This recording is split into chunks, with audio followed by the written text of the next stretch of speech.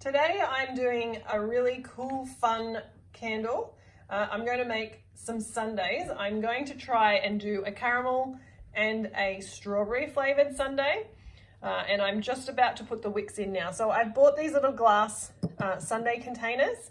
They're a smaller size, just in case they don't turn out so well. I won't have to use too much wax. And all I'm doing right now is putting these extra large wicks in. So this is a glue dot that I got from Bunnings, glue dot adhesives, and I am just getting them stuck to the base of the container. So once I get this wick stuck in, then we'll move on to pouring the caramel and the strawberry down the side. So what I've done is I've made a brown color by using purple and yellow, equal parts. That's how, they're the colors I had available. So that's pretty much how you can make brown. And the other one, I've just used a red dye and the white soy wax. So I'm using the 464 today. So Golden Brand 464. So as you can see, I've just stuck a few glue dots on the bottom there. And we're just going to center the wick down into the bottom. Make sure we get it right. Okay, and push down. So that's all I've done, is just center the wick. Okay, and now we're going to do some of the drizzling of the wax. So here I've got the brown. It may end up coming a bit out more like chocolate. So we'll just have to see how that goes. And here I have the strawberry.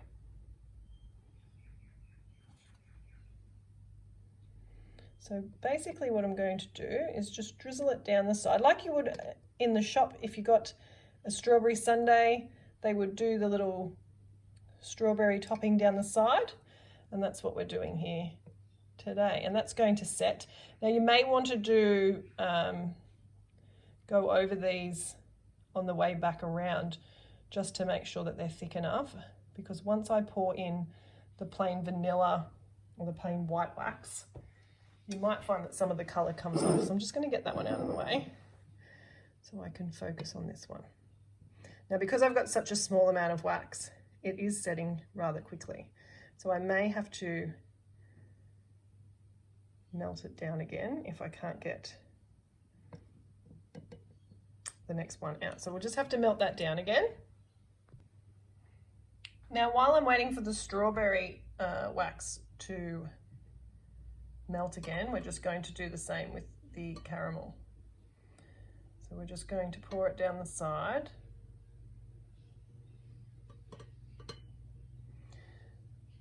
Now this one, you may need to do the same thing because the brown doesn't look like it's very dark, so we might have to do a couple of layers. So I'm just pouring it down the little lip parts.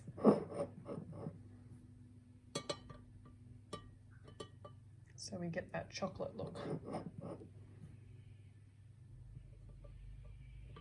Okay, so we're back to the start. So if you're doing this at home, I'll probably end up doing another layer if I've got enough to do that. And it's looking pretty good so far. So the next step, once we get this right in each of the containers, the next step would be to pour in our plain soy wax with whatever fragrance you would like. So the fragrance that I've used is a raspberry and vanilla. So we're going to use that one, and we're going to wait for these to set overnight so that when we pour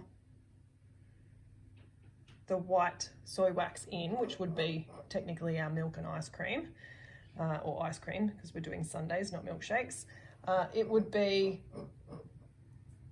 able to set without melting the colour on the outside. The other way you could do it would be to make sure that your wax, the plain white soy wax, is actually you know, almost at a temperature where it's not too hot. So you could try and cool it down as much as you can to the lowest point of the pouring temperature, and that way you wouldn't get as much of melt on the sides.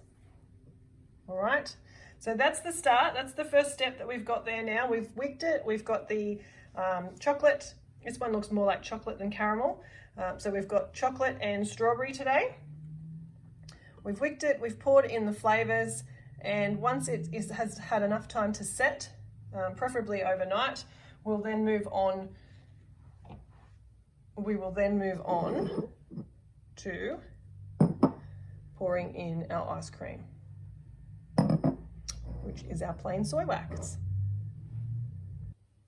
I've let these set overnight, and what I've done is I've heated my 464 wax up, and I've let it cool down to the very bottom of the temperature guide. And now we're going to pour this in. Now what you could do is pour it in small batches, which I think is what I'll do here. I will pour the bottom part in first.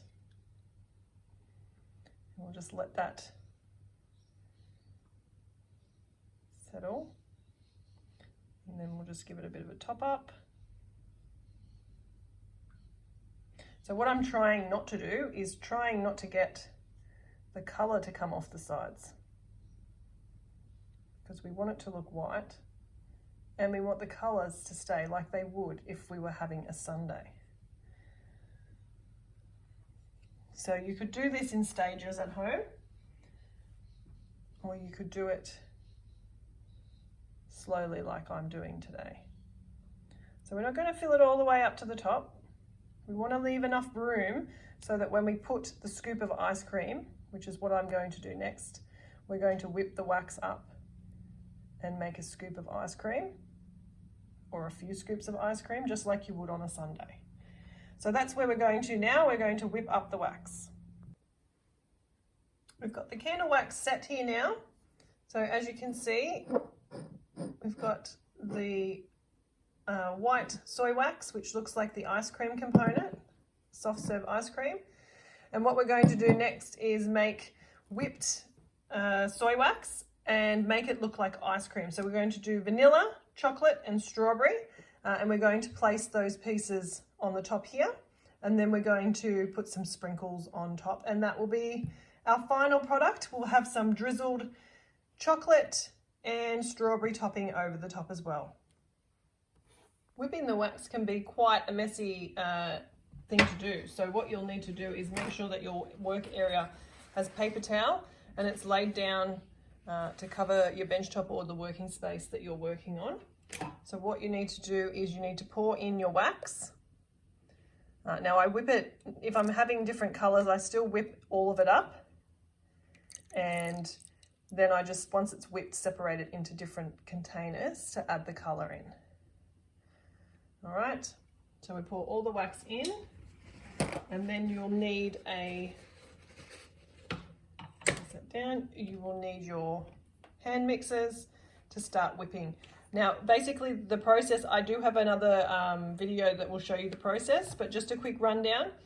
What you're doing is you are whipping with the beaters, and every 2 minutes or so you want to stop, and you want to just let it sit for 30 seconds, and then you want to re-whip for another 2 minutes. What this does is it's getting it aerated by whipping it, and then the 30 seconds or so that you let it sit, that's just letting it cool down a bit, and you'll find that it will whip quicker, and you won't be blending, because sometimes this blending process can take up to 20 minutes. Okay, so if you're doing it correctly and you're doing a batch of about this size, it should take you about 15 minutes. So we're just going to get started. Now this is quite a noisy and messy job, so I'm not going to show you the whole part of this. I'm just going to get started. Okay, and so you can see what we're doing here. We're aerating it.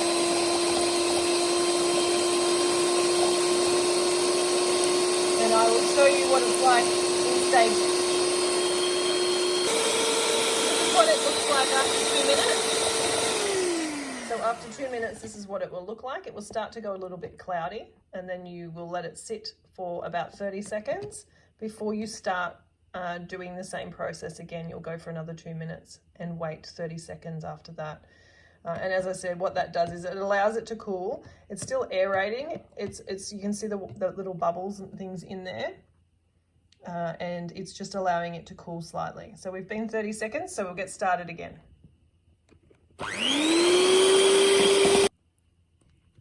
This is at the 4-minute mark. So as you can see, it's starting to go white and cloudy, which is what you would expect to see after 4 minutes. So again, we just leave it for the 30 seconds and we wait just to let it cool down. You'll find that it won't set. It takes a lot longer to set once you've done the whipping process.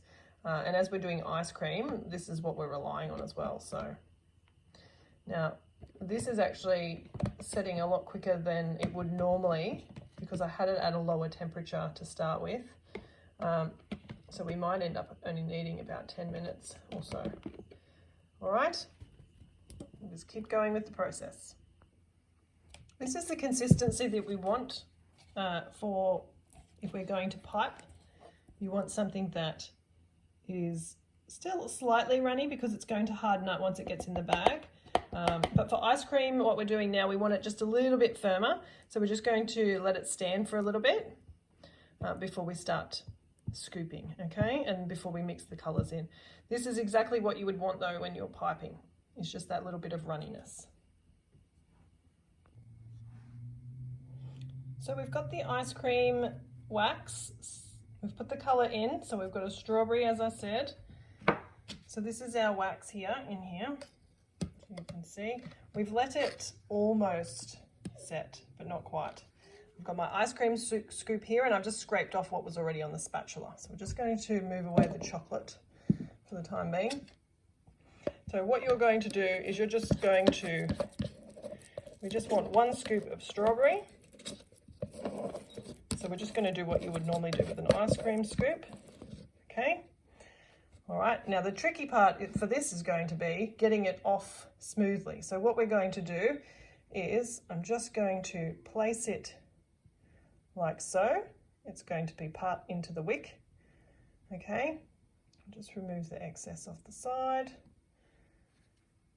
And we're just going to use a heat gun to get the back part off.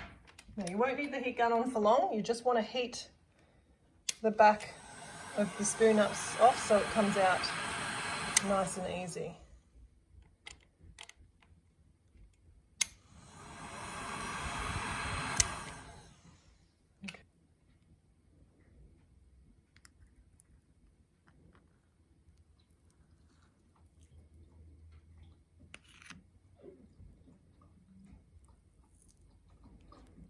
Like that,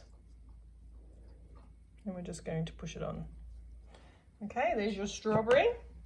So clean up your utensils and then move on to the next flavor, which is our chocolate. Now again, you do need to move reasonably quick. Put the strawberry one back over there. So now we've got the chocolate one. Here's our chocolate whipped wax.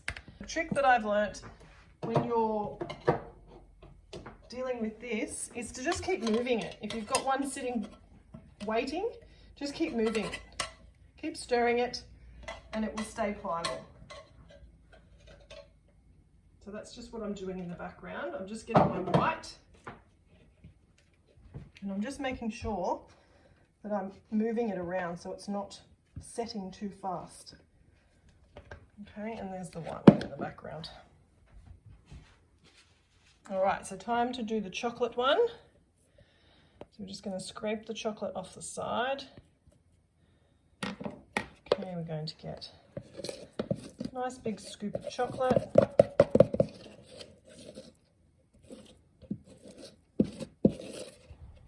Like so.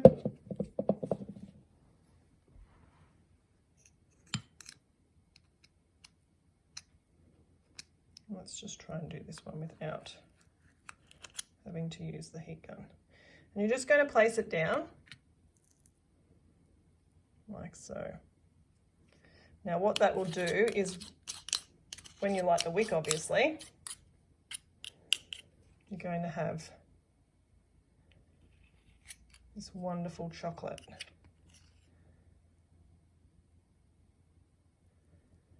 All right, we're just going to smooth that out over it so it looks like a nice big full scoop of chocolate ice cream.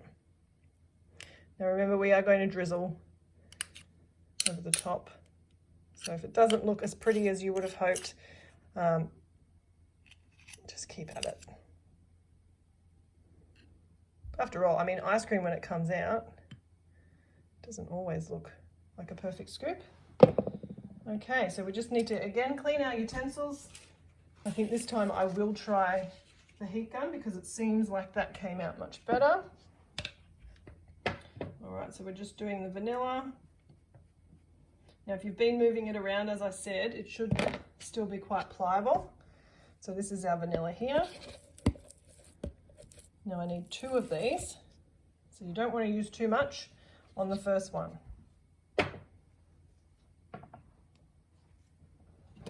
Okay. So we have our vanilla.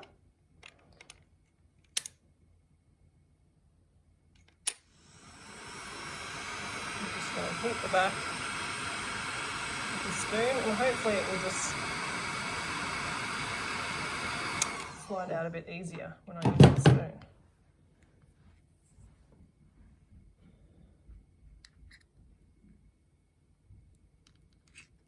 There we go, look at that. And there is our vanilla scoop there. We'll move on to the second vanilla scoop. All right, so there's our chocolate. We're just going to do our strawberry.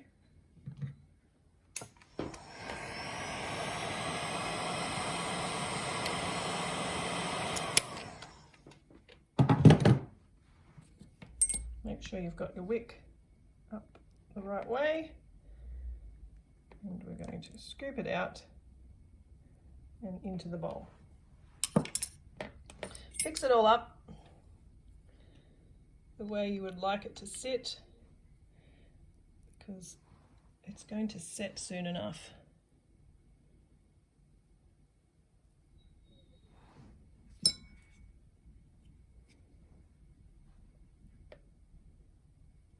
All right, so there we have our sundaes. Now, as I said, we do need to still drizzle some topping over the top and put some sprinkles, and that will be in the next step. But the one thing you need to make sure now is that the wicks are in the center. So you may need to, like for instance, this one keeps tipping to the side. You might need to just get some extra wax and stick it like so, just to keep the wick in place. All right. So last is the drizzling of the sauce and some sprinkles. Now we're almost at the final product. I have just melted down the leftovers of when we whipped up the wax. So we've got our chocolate here and we've got our strawberry in there. And all I'm going to do is just drizzle the toppings over. So we're almost finished. We're just going to drizzle the strawberry topping over the top, just to look like it would if it was a sundae. And I'm just going to do the same for the chocolate. Now I have a bit more of the chocolate left over, so I don't want to use too much. So we're just going to drizzle it like that.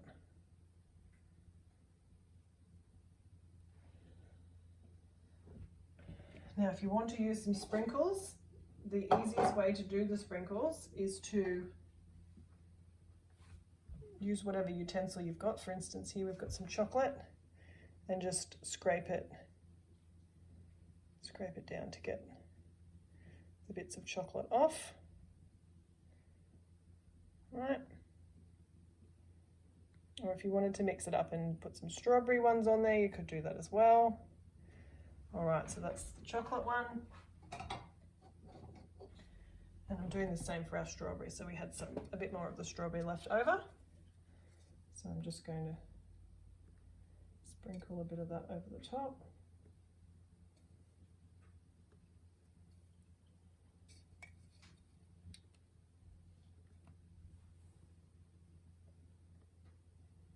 And there you have it. 2 sundaes. Now this is the first time I've ever made sundaes. So if this is, one of the first times you've ever made candles, don't be afraid to try new things. As I said, first time that I've tried this, and this is the result. I think they've come out fantastic. And if I can do this first go, then so can you. There's our chocolate. Oh, and some of the strawberries gotten onto the chocolate, but that's okay. Adds a bit of contrast. And there you have it. Our wonderful strawberry and chocolate sundae. Thanks a lot for watching. Please try it. Don't forget to like, share, and subscribe our video out. Thank you very much for watching. Have a lovely day. Bye.